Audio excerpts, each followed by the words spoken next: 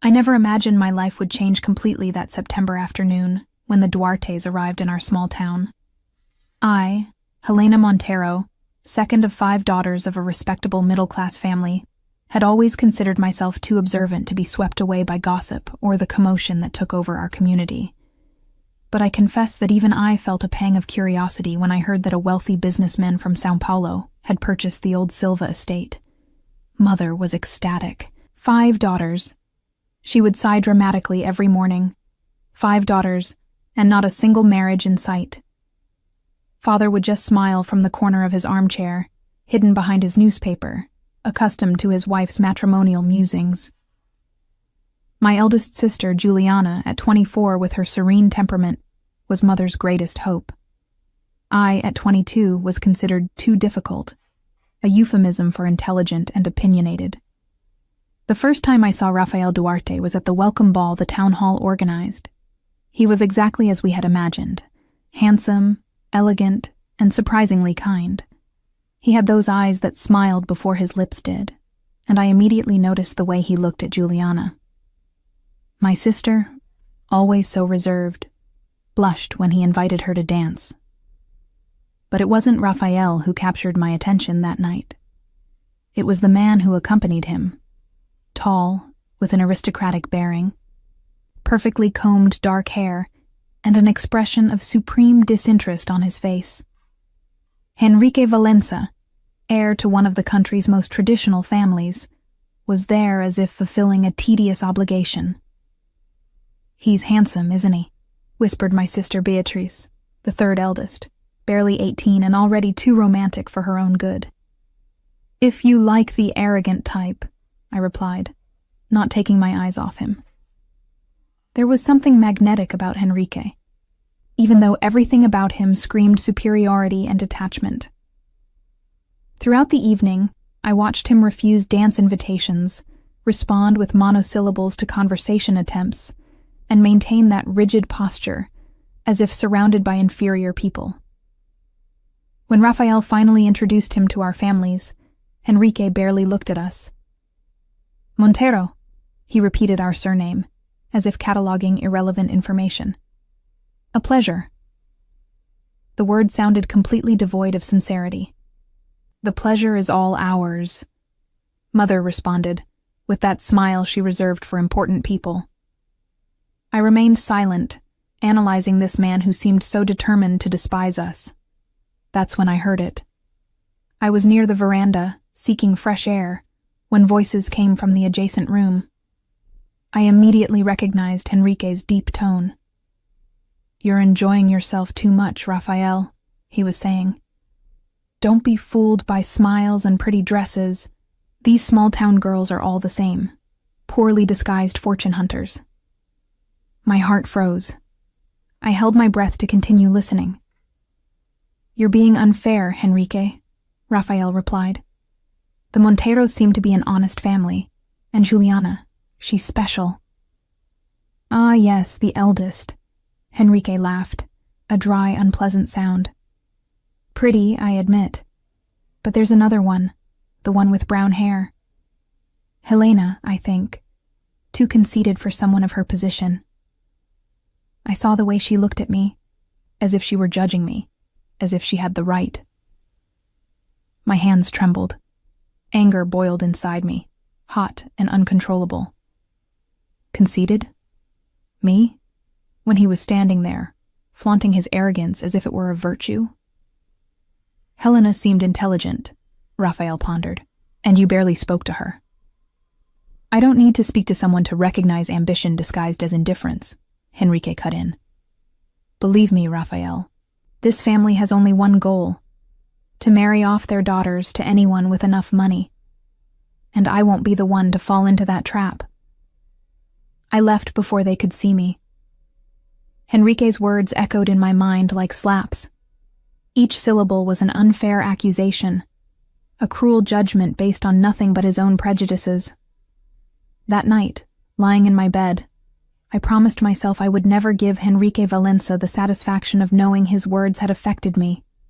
If he considered me ambitious and conceited, I would show him true indifference. He was nothing more than a handsome man with a heart too small to match his fortune. But even as I made this promise, a treacherous part of me couldn't stop thinking about him, about the way his dark eyes seemed to hold secrets, about the firm line of his jaw, about the way his long fingers held the wine glass. I hated him. I was certain of it, so why couldn't I get him out of my head? In the following weeks, our routine changed completely. Raphael became a constant presence in our home, always finding excuses to visit Juliana. Mother was radiant, already mentally planning her eldest daughter's trousseau. Henrique, of course, occasionally accompanied his friend, always maintaining that aristocratic distance that so irritated me. During one of these visits, I found him alone in Father's library. He was leafing through a copy of Machado de Assis with an expression that, for an instant, seemed genuinely interested. "I didn't know you could read," I commented, entering the room. "I imagined you hired someone to do that for you." Henrique looked up, and I saw a spark of surprise in his eyes before returning to his mask of indifference. "Miss Montero, what a sharp tongue. Your mother must have an enormous task trying to marry you off." "My mother has many qualities, but interfering in her daughter's choices is not one of them," I lied shamelessly. "And as for a sharp tongue, well, I prefer honesty to hypocrisy." "Honesty?" He closed the book with a sharp snap. "Is that what you call impertinence? And is that what you call arrogance? Sophistication?" We stood staring at each other, the air between us charged with tension. For the first time, I saw something beyond disdain in his eyes, an intensity that made my heart race in a way I refused to analyze. "You know nothing about me," he said finally, his voice low and controlled. "And you know nothing about me," I retorted. "But that didn't stop you from judging me, did it?" Something passed across his face. Surprise, perhaps, or even guilt. But before he could respond, Raphael and Juliana entered the library, breaking the moment. I left with trembling hands and a racing heart. I hated Henrique Valença. I hated the way he made me feel. Angry, confused, too alive. And most of all, I hated that a part of me, however small, wanted to prove to him that he was wrong about me. But I wouldn't do that.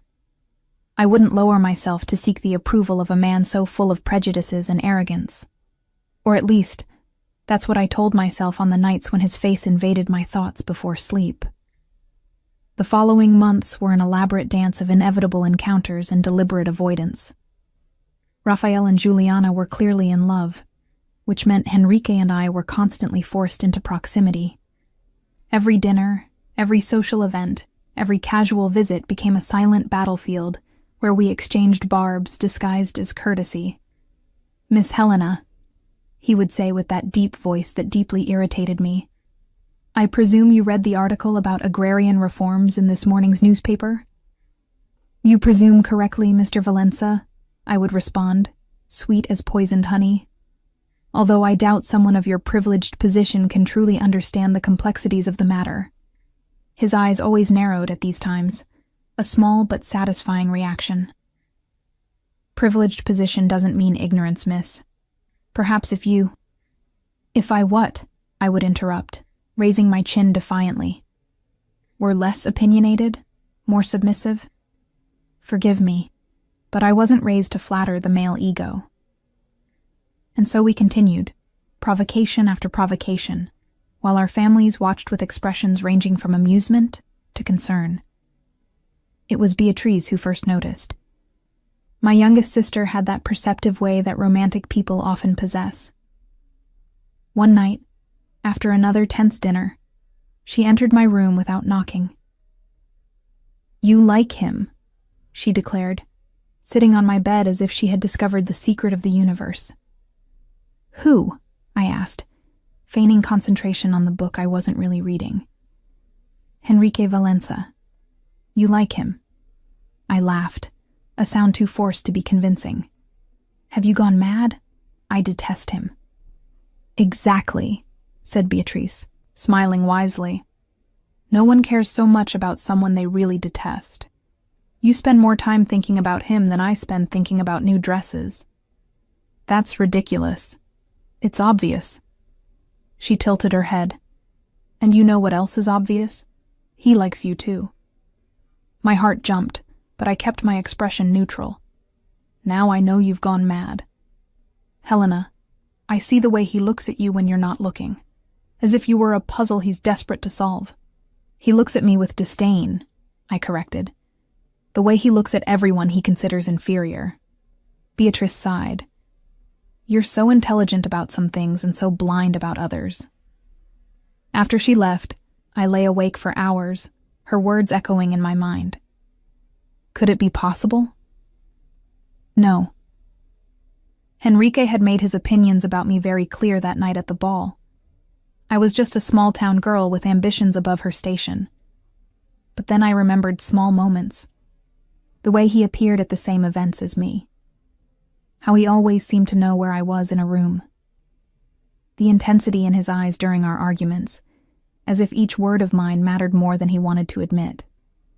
No. I was being foolish. Beatrice had watched too many melodramas. It was then that Camila Vasconcelos entered the scene like a perfumed tornado. Camila was everything I wasn't. The only daughter of one of the region's wealthiest families, educated in Swiss schools, with clothes that cost more than our annual budget, and she wanted Henrique Valença with a determination that bordered on obsession. Helena, dear, she cooed at a charity tea, her voice sweet as arsenic.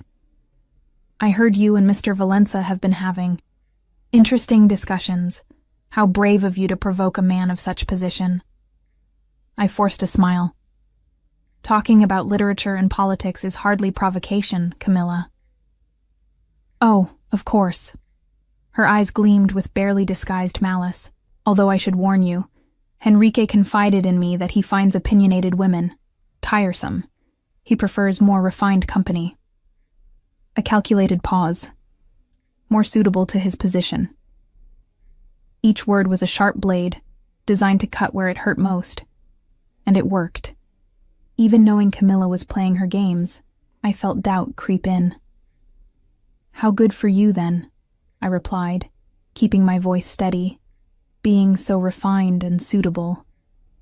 Her smile was pure victory. Exactly what I think, dear. That night, I confronted Henrique at a soirée at the Almeida house. He was on the veranda, alone for the first time in weeks. Mr. Valença, I called, my voice colder than intended. He turned, genuine surprise in his eyes. Miss Helena. I came to ask you a favor. A favor? One eyebrow rose. Stop coming to my house. Stop attending the same events as me. Your presence is inconvenient. Something passed across his face. Pain, perhaps. But it was too quick to be certain. Inconvenient, he repeated, as if testing the word. I see. I doubt it. You always think you understand everything, don't you? His voice had an edge I didn't recognize. Always so certain of your opinions, so quick to judge. I judge? I laughed, bitter. This coming from the man who condemned me without even knowing me? What are you talking about? That night, at the ball, I heard you talking to Raphael. Henrique went pale. Helena. Don't call me that, I cut in. We don't have the intimacy for such familiarity. You made very clear what you think of me and my family. So please, spare us your forced presence. I know you're here only because of Raphael and Juliana. You don't need to pretend tolerance for my sake. You don't understand. I understand perfectly. I turned to leave, but his hand caught my arm, soft but firm. No, he said, voice hoarse. You understand nothing. We stood frozen in time, his touch burning my skin through my sleeve. His eyes, so dark and intense, held mine. For the first time, I saw something in them beyond arrogance, vulnerability, conflict, and something else I couldn't name. Then explain it to me, I whispered, hating the tremor in my voice. But before he could respond, Camilla appeared, her crystalline laugh cutting the moment like glass. "There you are, Henrique. I've been looking everywhere for you." Her eyes slid to me, cold despite the smile. "Helena, I didn't know you were still here. I thought you'd already left." Henrique released my arm as if it burned. "Camilla, come, darling. You promised to teach me that dance step you learned in Paris." She entwined her arm in his, possessive. I looked at Henrique, waiting. For what? For him to dismiss her? To choose to finish our conversation? But he only nodded, allowing himself to be led away. And I stood there, alone on the veranda, with a heart broken in a way it shouldn't be, considering I supposedly hated that man. In the following weeks, Henrique and Camila were seen together constantly. She clung to him like ivy on a wall, and he didn't seem to mind.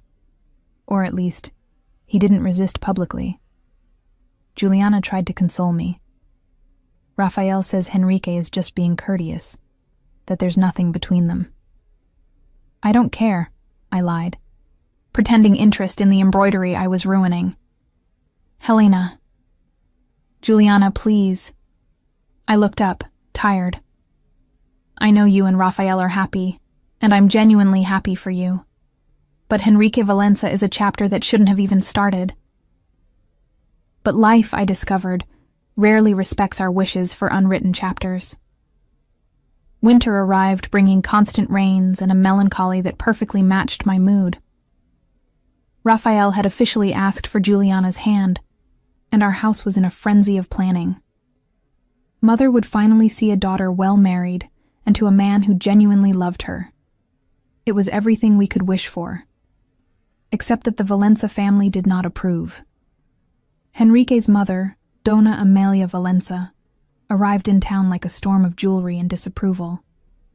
Tall, elegant, and with eyes as cold as her son's, she made it clear from the first meeting that she considered our family absolutely inadequate for an alliance with the Duartes.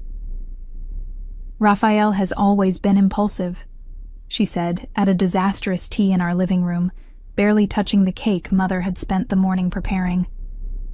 "I hope this situation resolves itself before it becomes a permanent embarrassment." Juliana, always kind, went pale. Raphael, beside her, turned red with anger. But before he could respond, Henrique intervened. "Aunt Amelia," his voice had a warning tone. "Raphael is perfectly capable of choosing his own wife." "You defend him now?" Dona Amelia turned to him, eyebrows raised. "How interesting, considering your own opinions about convenient marriages." Something passed between them, a silent communication I couldn't decipher. Henrique looked away first. It was in this tense atmosphere that the truth about Camila began to emerge. I found the first clue by accident. I was at the municipal library, searching for references for an article I was writing for the local newspaper, when I heard familiar voices in the adjacent section. "You promised, Camila." Henrique's voice sounded tired. "You said this was just friendship." "And it is," Camila responded, sweet as always. "But people see what they want to see, dear, and everyone sees how perfect we are together. We're not perfect together. We're nothing together." Yet, there was something dangerous in her voice now. "But we can be. Especially if you finally forget this ridiculous obsession with that Montero girl." My heart stopped. "Don't bring Helena into this," Henrique said, and there was something in his voice that made my chest tighten. "Why not? Everyone knows you're interested in her. Oh, you hide it well, but I see. The way your eyes search for her in a room. How you tense when she's nearby." Camilla laughed, a humorless sound. "It's pathetic, actually. She's completely unsuitable for you." "Camilla." "No, let me finish." Her voice became lower, more calculating. "You know what happens if you marry her? Your family will reject you. You'll lose your place in the family business. Everything you've built, everything you are, lost. For a girl who doesn't even like you. You don't know what you're talking about. I know exactly. And so do you. That's why you continue with me, playing this little game. Because it's safe, approved, expected. A pause. And because deep down, you know she's right to despise you. After all, you really are the arrogant man she thinks you are. I didn't hear his response. I left before they could find me, my head spinning. Henrique was interested in me? Was it true? But Camila was also right about the rest. Any alliance between us would be disastrous. His family would never accept it, and I didn't want to be the reason he lost everything. Even though a treacherous part of me wanted to be important enough for him to risk it all. That night, Beatrice invaded my room again. "Are you going to the spring ball tomorrow?" she asked, throwing herself on my bed. I wasn't planning to. Because of Henrique. I looked at her, tired of pretending. "What did you hear?" "That he and Camilla might announce their engagement at the ball." Her eyes were full of compassion. "I'm sorry, Helena." Something inside me shattered. "Why? It means nothing to me." "Helena, I'm tired, Bea." My voice came out weaker than intended. "Please, I just want to sleep." After she left, I let the tears fall.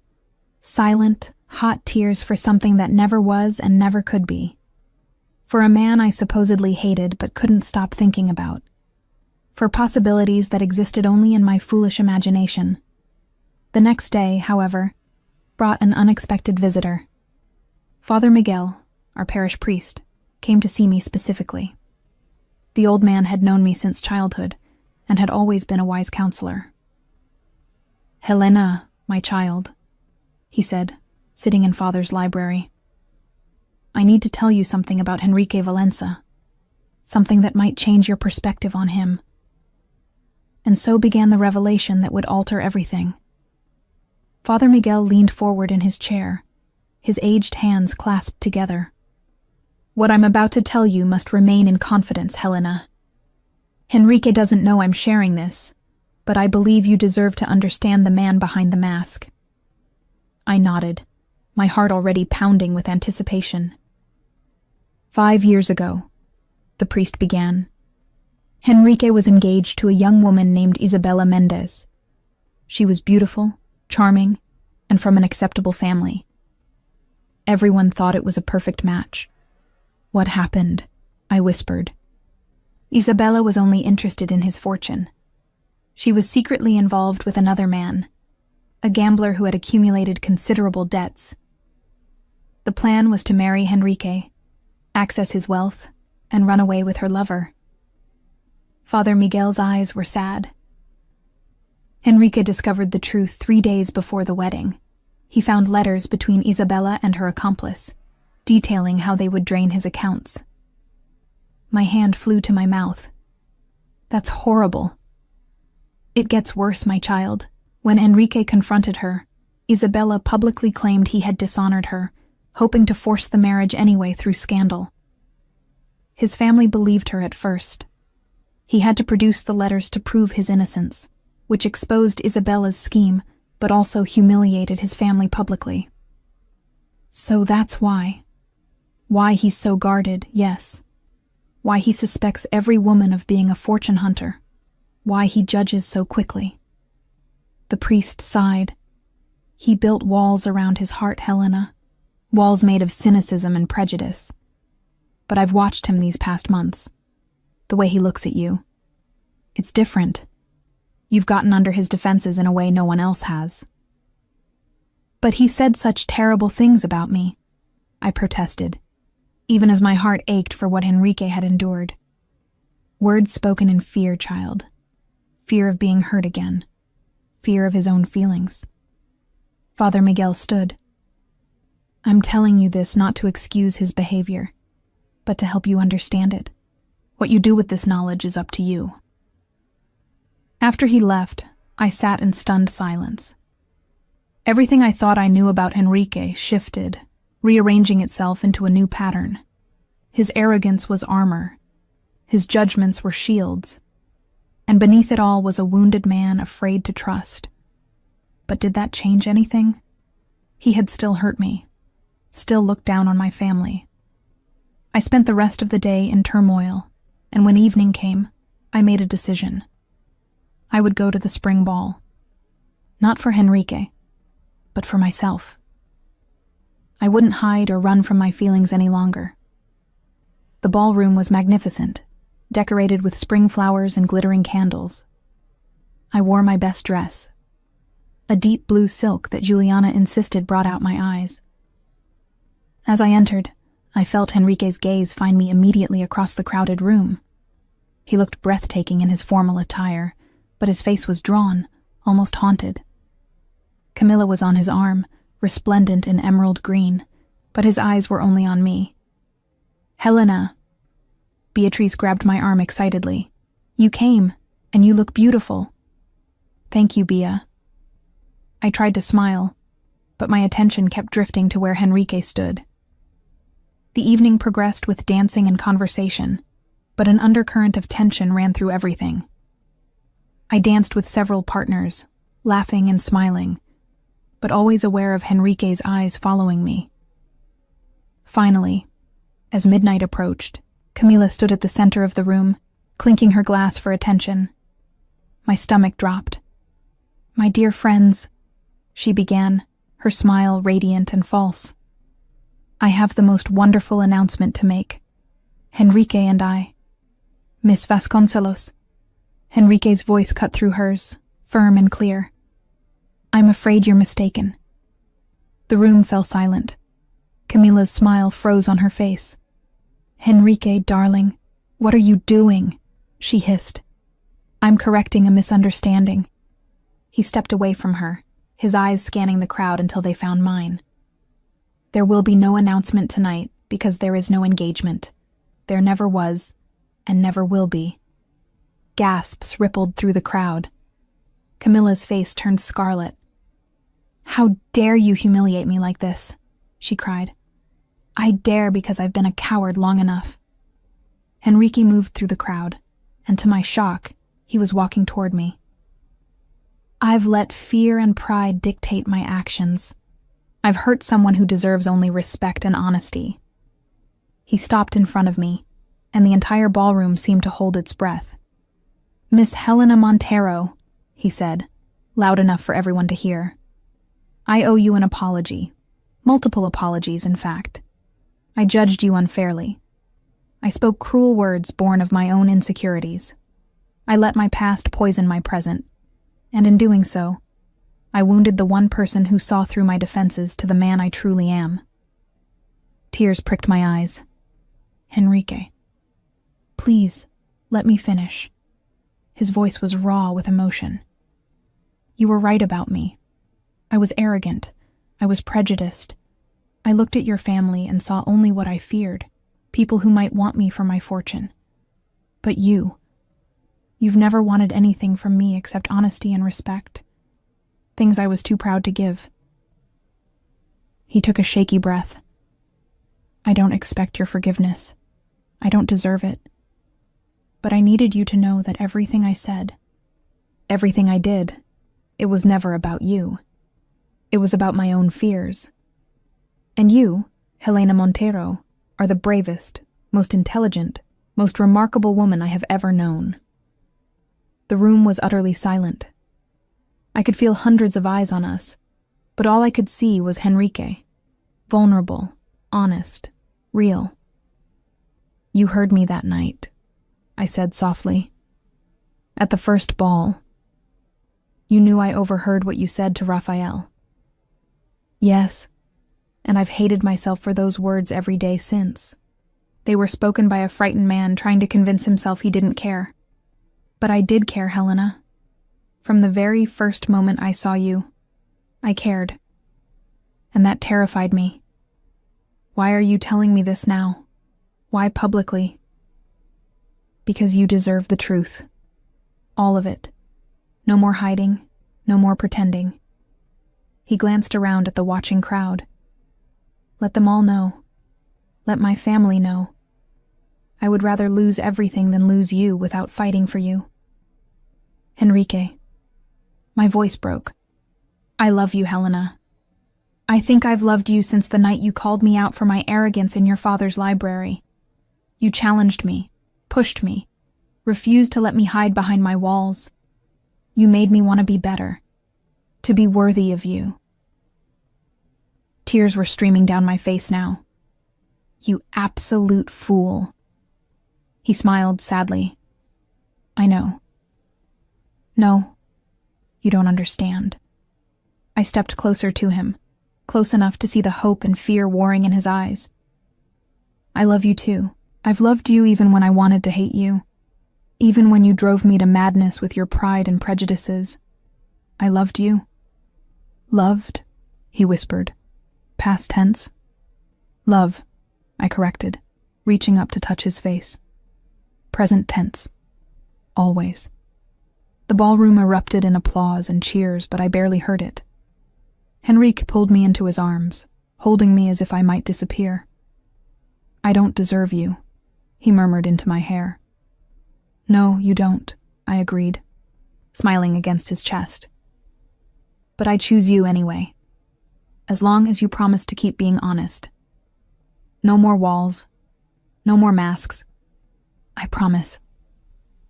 He pulled back to look at me, his eyes shining. Helena, will you? If you're about to propose in front of all these people after one conversation, the answer is absolutely not, I interrupted, laughing. He grinned, that genuine smile I'd seen so rarely. Fair enough, but someday? Someday, I agreed, after you've properly courted me and proven you can control that arrogant tongue of yours. That might take a while. Good, I'm not going anywhere. And there, in the middle of the spring ball, with half the town watching, Henrique Valença kissed me. It was gentle and sweet, and promised of all the tomorrows we would build together. The days following the spring ball were a whirlwind of gossip, scandal, and family drama. Our small town had never seen such excitement, and I found myself at the center of it all. Mother oscillated between euphoria at securing 2 advantageous matches for her daughters and anxiety about the social implications. What will people say? She fretted constantly. A public declaration like that. So improper. But father, dear father, simply smiled and said, They'll say our daughters married for love, and what could be more proper than that? Juliana was delighted, of course. Her romance with Rafael had progressed smoothly once Henrique publicly rejected the Valença family's objections. I always knew you two were meant for each other, she confided one afternoon as we sat in the garden. You challenged each other in ways no one else could. We nearly destroyed each other first, I reminded her. Love worth having is never easy, Helena. But she was right about the challenges. Dona Amelia Valença descended upon us like an avenging angel, determined to salvage what she saw as her nephew's catastrophic error in judgment. Our first meeting after the ball was memorable. Miss Montero, she said, ice dripping from every syllable as she sat rigidly in our parlor. I trust you understand the gravity of your situation. I'm afraid I don't understand your meaning, Dona Amelia, I replied calmly, though my hands trembled in my lap. My nephew has made a public fool of himself over you. Rejected a perfectly suitable match. Humiliated our family name. All for what? A girl with no fortune, no connections, and no understanding of the society she's attempting to enter. Each word was designed to wound, but I'd learned from my confrontations with Henrique. Armor yourself in truth, and barbs lose their sting. You're correct that I have no fortune, I agreed, and my connections are indeed limited to this small town. But I never attempted to enter your society, Dona Amelia. Your nephew pursued me, not the other way around. And if his choice brings shame to your family, perhaps you should examine why love is considered shameful. Her eyes flashed dangerously. Love? You think this is about love? This is about a young man's infatuation overriding his good sense. It will pass, Miss Montero. And when it does, he'll resent you for the opportunities he lost. Then let him tell me that himself, I said softly. I won't be frightened away by warnings of a future you've imagined. You insolent Aunt Amelia. Enrique's voice cut through the room like a blade. I hadn't heard him arrive, but there he stood in our doorway, his face a mask of controlled fury. That's enough. Enrique, I'm merely trying to make the girl see reason. The girl has a name, Helena, and she sees reason far more clearly than you or I have for years. He entered the room, moving to stand beside me. His hand found mine, and I drew strength from his touch. I asked you to respect my decision. Instead, you've come here to intimidate the woman I love. That ends now. You cannot be serious about this match. I've never been more serious about anything in my life. His voice was firm, final. I love Helena. I will marry her, with or without your blessing. But understand this. If you cannot treat her with the respect she deserves, you will lose me entirely. The choice is yours. The silence that followed was deafening. Donna Amelia looked between us, her face a study in shock and anger. Finally, she stood, gathering her dignity around her like a cloak. Very well, she said coldly. I see I have no choice but to accept this situation. But don't expect me to celebrate it. I don't expect celebration, Enrique replied. Only civility. After she left, I let out a breath I didn't know I'd been holding. That went well, I said shakily.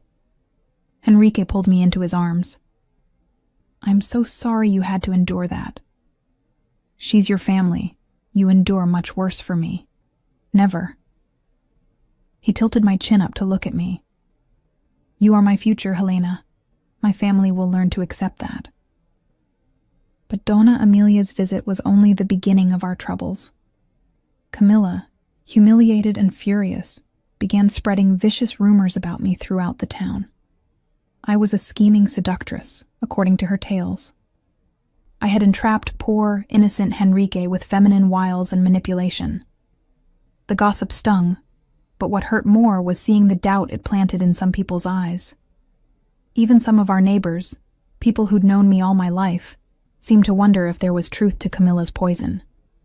It was Beatrice who helped me see clearly one particularly difficult day.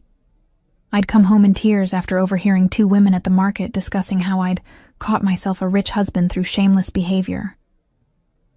Don't let them see you cry, Beatrice said fiercely, wiping my tears. That's what Camilla wants.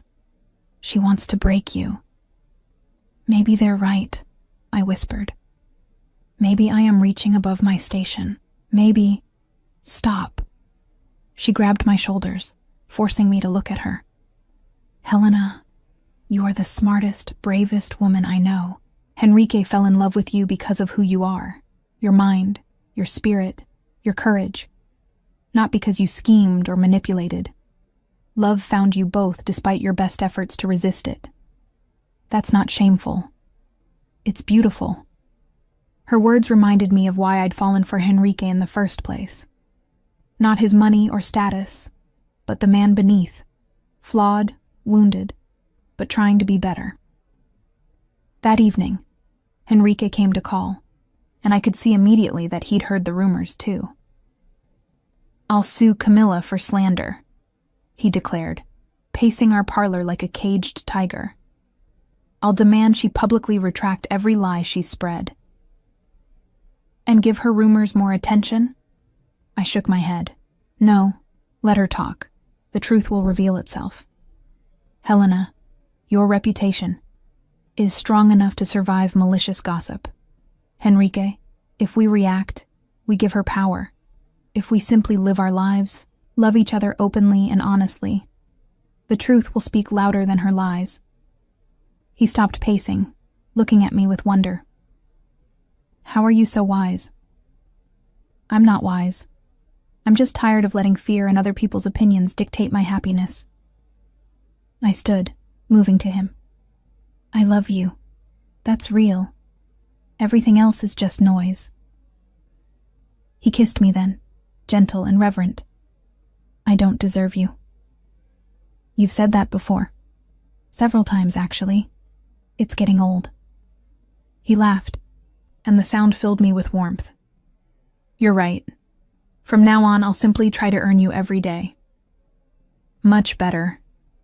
But earning each other, we discovered, required more than grand declarations. It required daily work, compromise, and the willingness to be vulnerable. We had our first real argument about 2 weeks later. Henrique, in his enthusiasm to provide for our future, had purchased a house in the city without consulting me. I thought you'd be pleased, he said, bewildered by my anger. It's beautiful, Helena. Close to the best shops, the finest society. And did it occur to you to ask me what I wanted? I demanded. To include me in this decision about our future home? I wanted to surprise you. I don't want surprises, Henrique. I want a partnership. We're supposed to be equals, remember? Or was all that talk about respecting me just words? He looked stricken. Helena, I never meant... What did you mean then? To make decisions for me? To assume you know what's best? No. I just...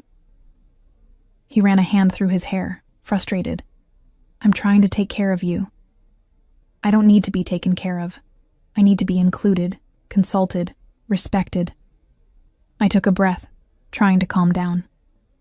Henrique, I know you're used to making decisions alone, but we're building a life together.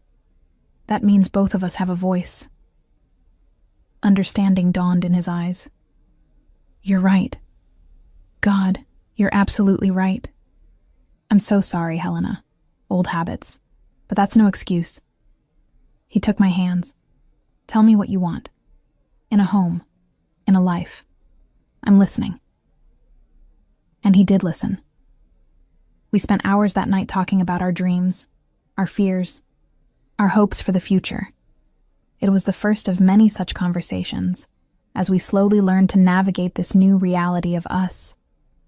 We also had to navigate the complexities of our different backgrounds. Henrique had been raised in wealth and privilege, accustomed to certain standards and expectations. I had been raised with love and practical sense, but without the refinement his world demanded. He never made me feel less than, but I felt it sometimes.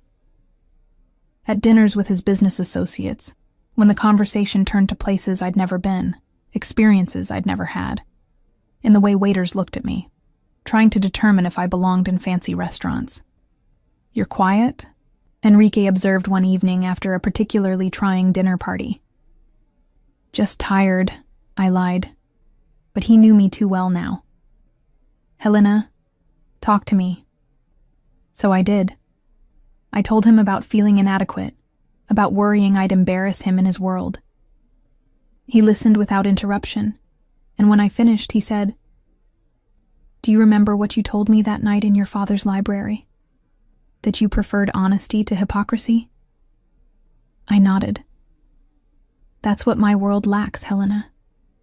Honesty, authenticity. Everyone is so busy performing, maintaining appearances, that they've forgotten how to be real. You're real. You say what you think. You stand by your convictions. You don't apologize for who you are. That's not inadequacy. That's strength. And it's exactly what I need. What we all need. His words helped, but the insecurity lingered. Until the night of the Charitable Foundation dinner. It was a major society event, and I was terrified. But as we mingled, something unexpected happened. People were drawn to me, not because of who I was supposed to be, but because of who I actually was. My enthusiasm for the Foundation's educational programs, my ideas for reaching underserved communities, my genuine interest in making a difference. By the end of the night, I'd been asked to join 2 committees and had inspired several large donations with my passionate speech about literacy programs. "See?" Henrique whispered as we danced. "You don't need to change for my world. You're changing my world just by being in it." And I finally began to believe him. Spring turned to summer, and with it came new challenges and unexpected gifts. Juliana and Raphael set a date for their wedding, a beautiful autumn ceremony that would unite our families officially. The planning brought our households together frequently, forcing Dona Emilia to interact with us regularly. Slowly, almost imperceptibly, she thawed. It started small. A comment about Mother's excellent taste in flowers. A nod of approval when I offered my opinion on the reception menu. But the real breakthrough came unexpectedly one afternoon when I found her alone in our garden. She was examining Mother's rose bushes, and there was a wistfulness in her expression I'd never seen before. "They're beautiful," I said softly, not wanting to startle her. She turned, and for a moment, her careful mask slipped. "My mother grew roses. Before our family lost everything when I was young." I'd never heard this story. Henrique had never mentioned it. "I was 15, she continued, surprising me with her openness. "My father's business partner embezzled everything. We went from wealth to poverty overnight. I know what it's like, Helena. To be looked down upon. To be considered unsuitable. To have doors closed in your face because of circumstances beyond your control." Understanding flooded through me. That's why you worked so hard to rebuild the family name. And why I was so adamant that my children marry well. I didn't want them to ever experience what I had. She touched a rose petal gently. But somewhere along the way, I forgot that respectability isn't the same as worth. That social position doesn't guarantee happiness. Dona Amelia, please call me Amelia, if you're to be family. She paused, then looked directly at me. "I've been cruel to you, Helena, unjustly so. You reminded me of myself at your age, passionate, opinionated, unwilling to bend to society's expectations. I resented you for having the courage I lacked." Tears pricked my eyes. "You weren't cruel. You were protecting your family." "I was protecting my pride," she corrected. "And in doing so, I nearly drove away my nephew and missed the chance to know a truly remarkable young woman." She held out her hand. "Can you forgive a foolish old woman?" I took her hand, squeezing gently. "There's nothing to forgive. We all let fear guide us sometimes." From that day forward, Amelia became an unexpected ally. She taught me how to navigate high society, but more importantly, she shared stories about Henrique's childhood, helping me understand the man I loved even better. Meanwhile, Henrique was undergoing his own transformation. He'd begun working closely with Father on charity projects, using his business acumen to help expand educational opportunities in our town. Watching him interact with children from humble backgrounds, seeing him treat everyone with genuine respect regardless of their station, I fell in love with him all over again. "You're staring," he said one afternoon, catching me watching him help a young boy with his reading. "Just admiring my handiwork?" I teased. "Your handiwork? You were quite impossible when I met you. I like to think I've had some influence on your improvement." He grinned, pulling me close despite the children giggling around us. "You've had every influence. You made me want to be better, to be worthy of you. And now? Now I'm just trying to be myself. Turns out that's enough." But our path wasn't without stumbling blocks. One particularly difficult moment came when Henrique's business partner pressured him to close a deal that would profit them greatly, but displace dozens of families from their homes. "It's legal," Henrique explained, conflicted. "But it's not right." "Then don't do it," I said simply. "Helena, it's not that simple. This deal could set us up for years. We could expand, hire more people, create more opportunities. built on the suffering of those families? I shook my head. That's not the man I fell in love with. That's not who you are anymore. He wrestled with the decision for days. The old Henrique would have taken the deal without hesitation. But finally, he walked away from it, choosing ethics over profit. His business partner was furious. Several colleagues called him foolish. But Henrique stood firm. I can live with less money, he told me that night. I can't live with becoming the man I used to be. I'd never been prouder of him. As autumn approached and Juliana's wedding drew near, another unexpected visitor arrived, Camila Vasconcelos. She appeared at our door one afternoon, looking smaller somehow, less sure of herself. I know I have no right to ask, she said quietly. But may I speak with you, Helena? Curious, I led her to the garden, the same place where Amelia and I had made peace. I owe you an apology, Camilla began, not meeting my eyes. For the rumors, for the cruelty, for everything. I waited, saying nothing. I was so certain Enrique belonged to me, she continued. We came from the same world, the same background. It seemed inevitable that we'd end up together. When he chose you instead. She finally looked up, and I saw genuine pain in her eyes. It shattered everything I believed about myself. If wealth and beauty and connections weren't enough, then what was I? Camilla, please let me finish. I lashed out because I was hurt. I wanted to hurt you back, to prove you didn't deserve him. But watching you two together these past months, seeing how he looks at you, how you challenge and support each other, I finally understand. You didn't steal him from me. He was never mine to begin with. And I've been chasing after the wrong things my whole life. What will you do now? I asked gently. Find out who I am beyond my father's money and my family's name. She smiled, small but genuine. Maybe even find what you and Henrique have, real love, not based on suitability or expectations, but on truly knowing and accepting each other. I hope you do, I said sincerely. And Camilla, you're stronger than you think. You came here, admitted your wrongs. That takes real courage. Thank you for seeing that. I don't deserve your kindness. Maybe not, but I'm giving it anyway. We parted on better terms than I'd ever imagined possible. It felt like closing a chapter, leaving behind the bitterness and pain. That evening, I told Henrique about Camila's visit. She apologized? Genuinely? He looked stunned. People can change, Henrique. You taught me that. I taught you? He laughed. Helena, you're the one who believed I could change when I didn't believe it myself. You saw potential in an arrogant, prejudiced fool and loved him anyway. You weren't a fool. You were hurt and scared.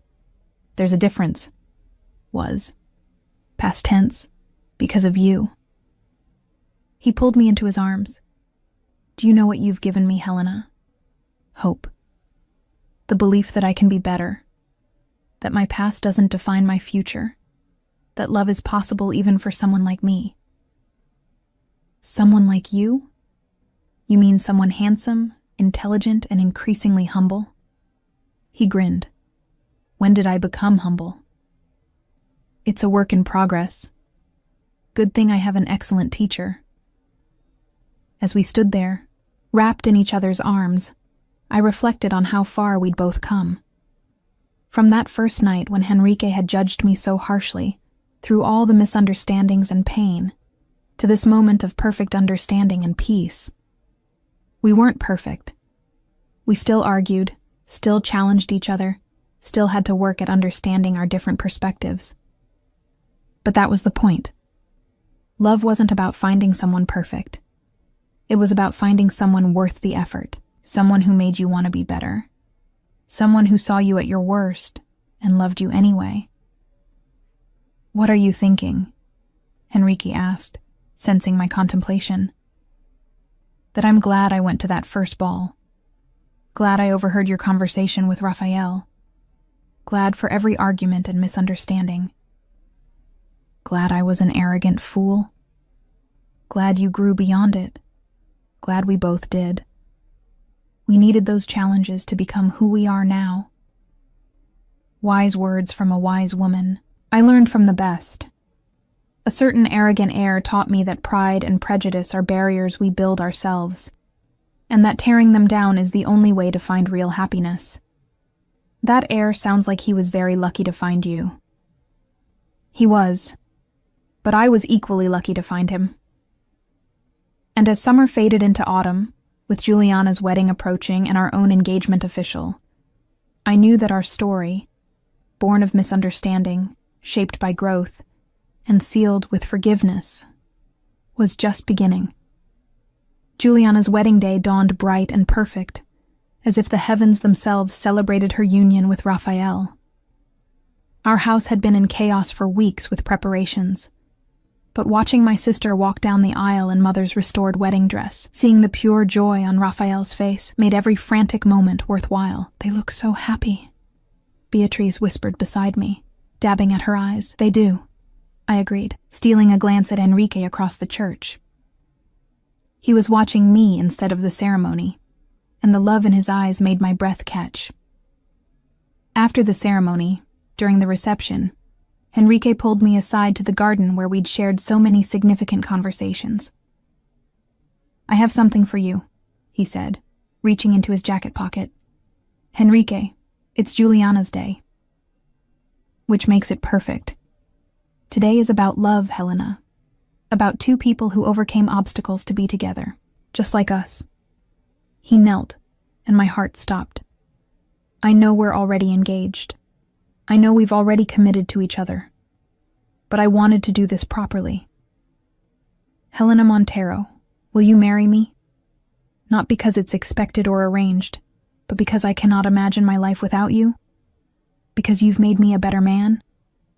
Because I love you more than I ever thought possible to love another person? Tears streamed down my face. You absolute romantic fool. Yes, yes, 1,000 times yes. He slipped a ring onto my finger, a simple band with a single perfect sapphire. It was my grandmother's. Amelia insisted I give it to you. She said it belongs with a woman of true worth. I love it. I love you.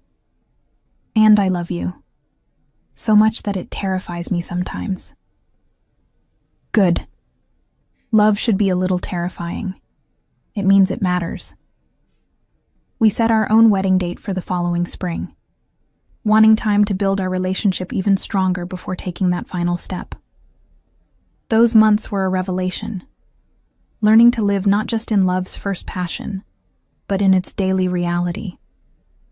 We argued about ridiculous things, the color of curtains, the placement of furniture, whether to have fish or chicken at the reception. But we also learned to compromise, to listen, to value each other's opinions. Enrique moved some of his business operations to our town, refusing to be an absent partner. He worked closely with Father, combining his business expertise with Father's local knowledge to create opportunities for young people in our community. I continued writing for the local newspaper, now expanding to cover social issues and championing causes dear to my heart. Enrique supported every word, even when I criticized policies his business associates favored. "Aren't you afraid I'll damage your reputation?" I asked after a particularly scathing article about working conditions in local factories. "Your conscience is one of the things I love most about you," he replied. "If my reputation can't withstand being associated with truth and justice, it's not a reputation worth having." Winter brought challenges. Enrique's business faced difficulties when he refused to compromise his newfound ethics for profit.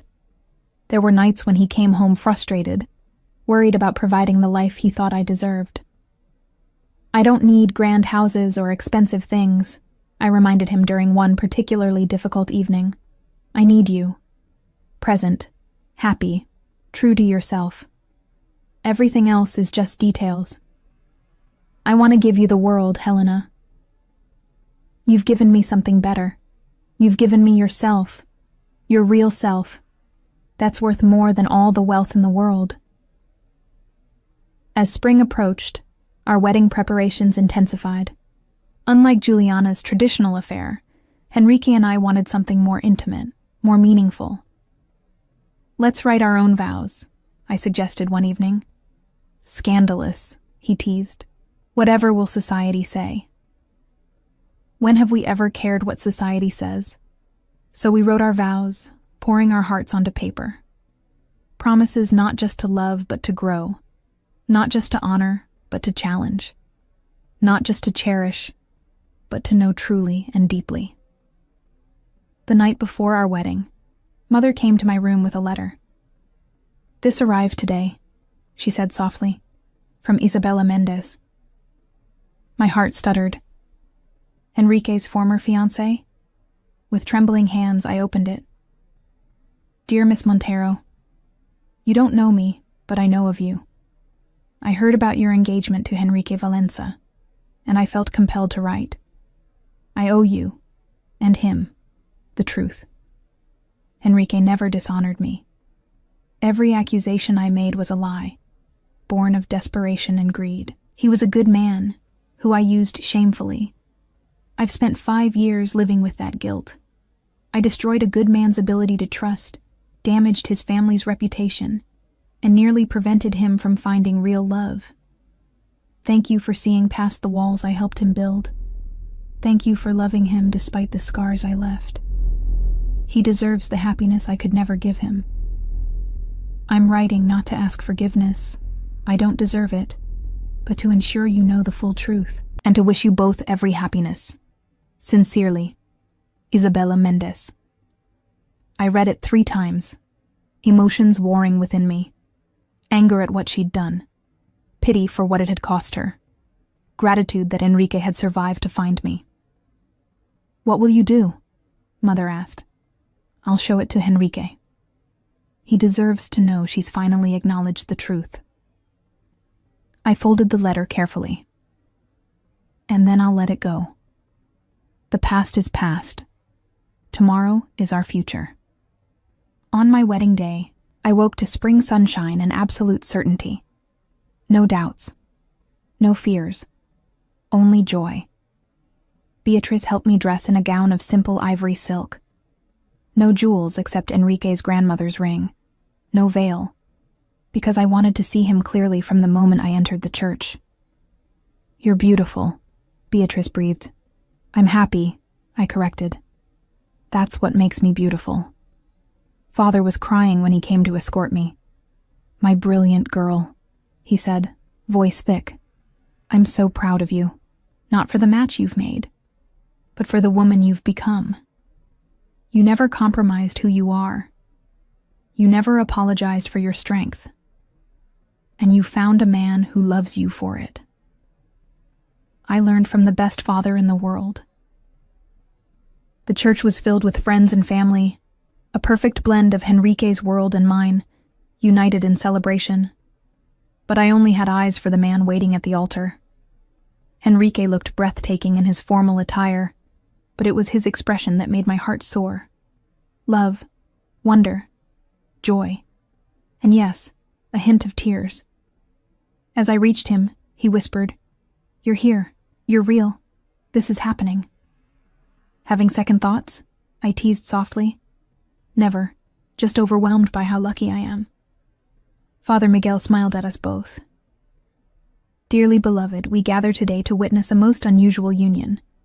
Not unusual because of differences in station or fortune, but unusual because these 2 people found love despite every obstacle, including themselves."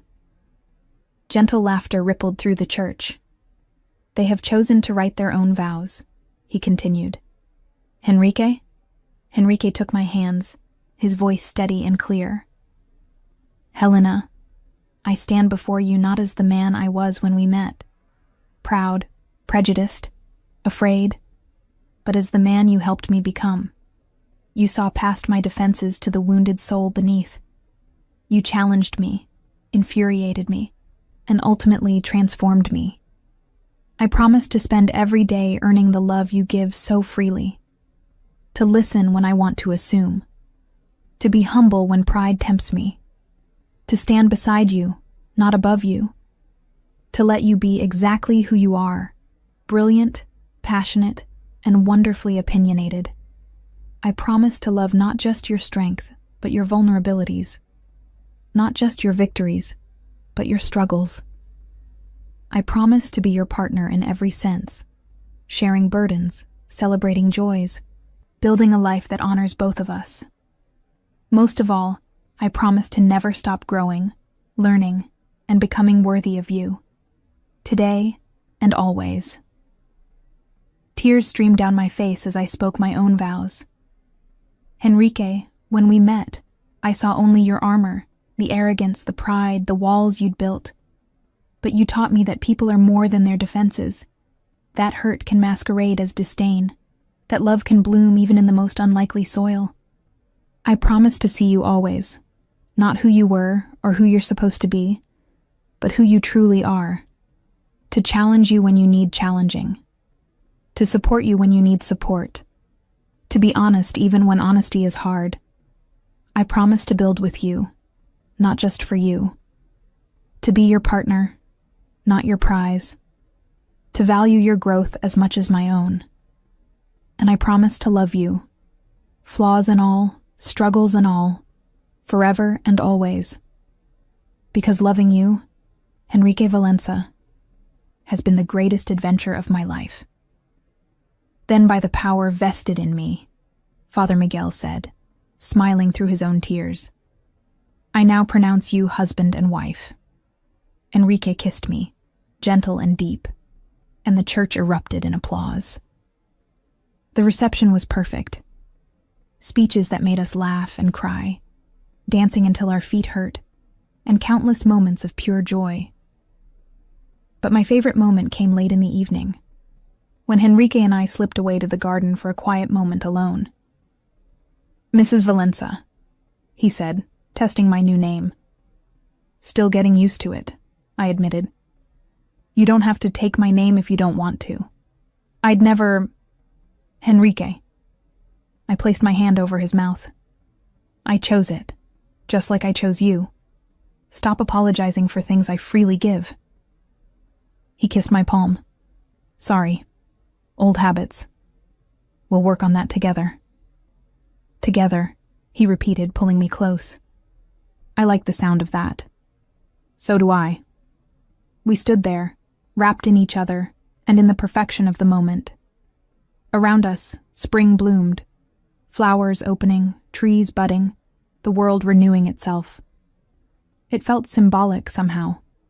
We too were blooming, growing into something new and wonderful. Helena? Henrique said softly. Yes? Thank you. For what? For seeing me, for believing in me, for loving me when I couldn't love myself. He pulled back to look at me, his eyes shining, for being brave enough to fight for us when I was too afraid. We fought for each other, I corrected. That's what love is, Henrique. Not grand gestures or perfect words, but the daily choice to see each other, know each other, and choose each other anyway. When did you become so wise? About the same time you became so humble, I teased. So never? Exactly. He laughed, that full, genuine laugh I'd learned to treasure. I love you, Helena Valença, my brilliant, beautiful, impossible wife. And I love you, my former, arrogant, currently adorable husband. Adorable? I'm trying out new adjectives. Would you prefer devastatingly handsome? Much better. As we returned to our reception, hand in hand, I reflected on our journey, from prejudice to understanding, from pride to humility, from conflict to harmony. We weren't perfect. We'd stumble and fall, argue and reconcile, grow and change. But we'd do it together, with honesty and love guiding our way. And that, I realized, was the greatest triumph of all. Not conquering love, but surrendering to it. Not changing each other, but growing with each other. Not finding perfection, but embracing our beautiful, imperfect reality. Our story had begun with misunderstanding and judgment. It had survived through honesty and forgiveness, and it would continue through choice, the daily choice to love, to grow, to be better together than we ever could be apart. As Henrique spun me around the dance floor, both of us laughing, our families watching with joy, I knew with absolute certainty this was exactly where I was meant to be, with this man, in this moment, beginning our forever. Between pride and passion, we had found love, and it was the most beautiful story of all.